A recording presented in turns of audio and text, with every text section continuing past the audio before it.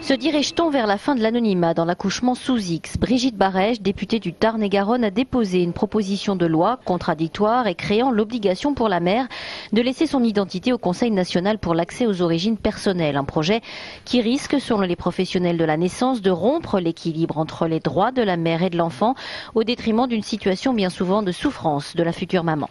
Je crois que ces dispositions, l'anonymat, permettent vraiment de créer un climat de confiance dans des situations parfois terribles, qui fait que ces jeunes femmes acceptent volontiers, dans ces conditions, d'être suivies, de ne plus être isolées, d'être entourées, d'avoir une grossesse qui se déroule normalement, avec les examens qui sont faits lorsqu'ils doivent être faits, avec un accouchement qui se déroule dans des conditions normales de sécurité et de confort, et puis ipso facto avec un accueil optimal de cet enfant. À l'heure actuelle et depuis la loi de 1941 autorisant l'accouchement sous X en France, une femme peut déjà, si elle le souhaite, laisser des éléments de son identité pour que l'enfant puisse la retrouver ultérieurement, mais ça n'est pas une obligation.